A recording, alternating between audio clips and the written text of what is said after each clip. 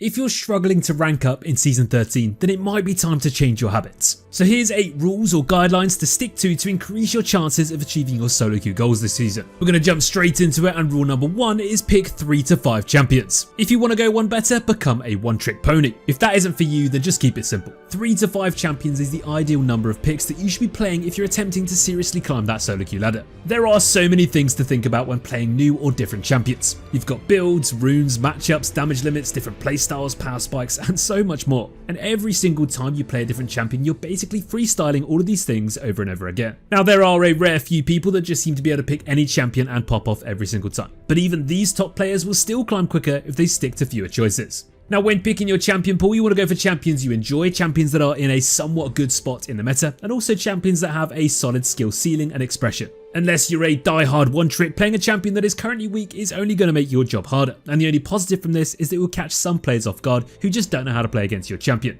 Generally speaking though, you're better off playing champions with solid success rates and ones that fare well in the majority of games. In your selection of 3 to 5 champions, if you can, you do want to have a bit of variety though. Now, they may have similar playstyles, but it is good to have a small range of options to pick depending on those matchups, and the pick order as well, and how likely they are to get picked or banned. Let's say, for example, you main top lane and your favourite champion is Darius. He's performing consistently well this season, so he's a great option, but he does have a few difficult matchups like Riven. So in your small champion pool, one of your picks could be one that's a super strong choice against Riven, like Kled or Pantheon, who are both also in a very strong spot right now. So now you have 2 picks already. Your main and another strong pick if the matchup allows it. And now you can have a few other different options for various reasons. Maybe you pick up Shen to have a consistent choice to influence the map throughout the early to mid game. Maybe you pick up Ornn to have a tanky engaging option if your team is lacking it. Or maybe you just add another champion who's really strong in the meta right now, like Malphite. Don't forget that Mobalytics has in-depth breakdowns of counters and matchups, and you can actually see your success rate against every single individual champion. And you can find all of this on your profile page. This can hugely help you out by encouraging you to pick the right champion or ban your worst matchup, so give it a go.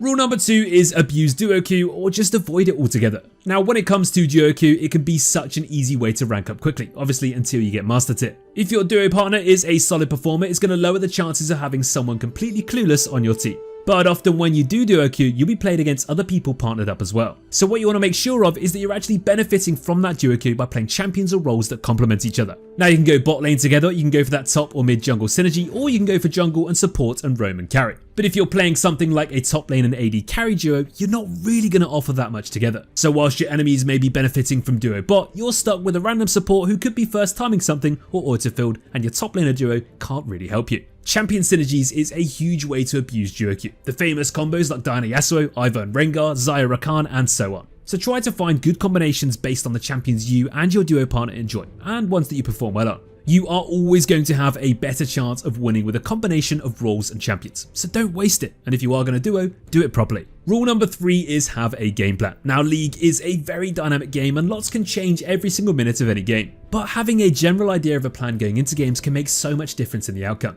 This is a rule that can sound easier to say than to do, so let me try and explain it for you briefly. And hopefully next time you're in the loading screen you can remember some of these things. First up, you want to play around your matchup and plan around it too. If you're in a super easy matchup, your plan already should be to ward up and focus on stomping your lane. Then you also want to plan how you're going to impact the map once you've got your lead. So maybe you're playing top lane in an easy matchup, you're going to get an early lead and head to the second dragon to fight and contest it with your team. Maybe you're playing Vex in the mid lane and you're going to plan to gank bot after your first big purchase. Try to think of things like this rather than just loading in and going on autopilot. Another great example is when you're playing support and you have a really bad 2v2 matchup, but you're playing a champion who can roam. So you will need to back up your AD carry in those early levels, but play safe, wait for the right time to roam like a reset, and make your mark on the rest of the map instead. Jungling is an obvious one, and if you know that your champion beats their pick in the early levels, you probably want to set up an invade. Try and get a deep ward level 1 path towards them and take them down whilst they're clearing their jungle. These are all various examples for different roles, but these are things you can decide during the load screen and in champ select too. It really doesn't have to be for the whole game, and like I said already, games and plans can change very quickly. But even having the outline of a basic plan can set you up more than just going in blind. Rule number 4 is timing summoner spells and punishing them too. This is one of the biggest ways to easily improve your chances of winning, that you can instantly implement going into your next game. No matter what role you're playing, always try to time those enemy summoner spells as much as possible, because playing around those big cooldowns and punishing them is just such an easy way to get a lead. Now you can type these in chat in full, you can keep it short and sweet, or you can literally just press tab and ping it. But whatever way you do decide to do this, just make sure you are, because not only will it help you out, but it will massively help out your teammates too. Your jungler can come in to punish those enemy flashes, you can take a 1v1 in mid lane because you now know you have the ignite advantage, you can split push late game and force objectives because you know the enemy top laner doesn't have TP. The reasons why this rule is so important are endless, so start doing it and enjoy the results. Rule number 5 is mute on the go. If you're someone that gets heavily influenced by criticism like I do, this should be the top of your list. Unfortunately, the world of online competitive matchmaking allows for some pretty angry people. You are going to get these type of players in a lot of your games, so it's up to you on how you deal with it, and my best advice is to just mute on the go. The second you see someone ping sarcastically, type something negative or insulting, or spam ping a certain ally, just press mute. If they're already tilted, it's going to spread to you and your teammates very quickly, and you may subconsciously change your game plan around it when you see certain comments. Let's say for example your bot lane are pushing and diving and dying on repeat, but they're spam pinging you in the jungle whilst you destroy top, mid and the enemy jungler. It is not your responsibility to fix their mistakes, and if you start playing differently because of what they typed, you can then lose your lead when you could have destroyed the rest of the map instead, and then you're going to feel a bit helpless. If you prefer to just mute all of your allies from the start, you can also just do that. I personally prefer to give them a chance first in case they actually do say something constructive. All chat is a waste of time, so make sure you turn that one off unless you get fired up by trash talk, and if you personally have a tendency to rage type, then just turn off allied chat too. It'll keep your blood pressure down and make sure you don't get banned at the same time. Rule number 6 is be dynamic with your itemization.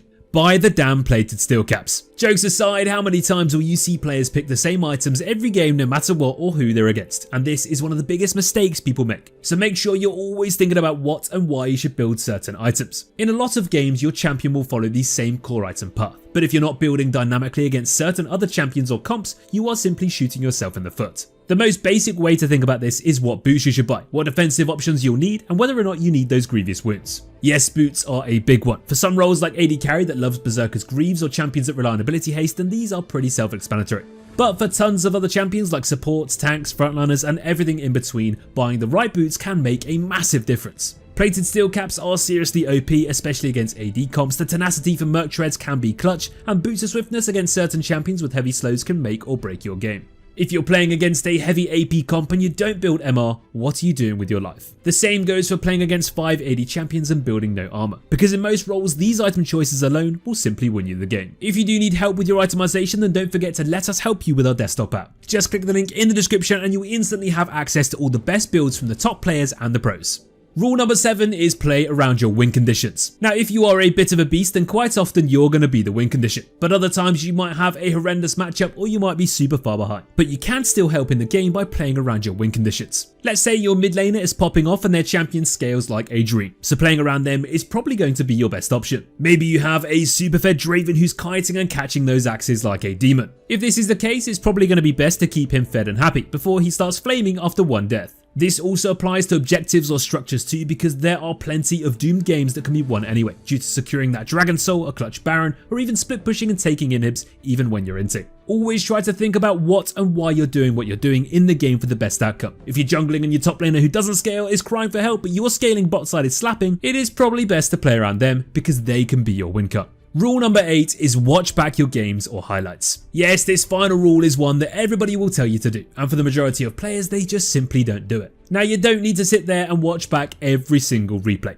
but checking back some of the biggest moments or fights can really help you understand what you could have done differently. Whether you're an AD carry main and want to see how you positioned in a fight, or whether you're a jungler and want to see where you had less impact on the map than your enemy in the early game. There are so many benefits you'll get from watching yourself play. So every so often, why not take a little look over some of your games and the key moments, and you just might surprise yourself. From analysing your CSing in the lane phase to realising you rotated at the wrong time in the mid game, to watching yourself path bot when Baron was up in the late game. Everybody makes mistakes, but if you don't realise the ones you're making, you're probably going to make them again. Don't forget that in our desktop app we also have inbuilt highlights that record the biggest moments from your games, which is a quick and easy way to watch back some of your plays and see what you could improve on. And on that note, that's going to conclude our 8 rules that you should stick to instantly climb faster in Season 13. We hope you enjoyed the video, maybe you learned something new, and hopefully this can help you out next time you're on the grind. Thanks for watching guys, and we'll see you all in the next video.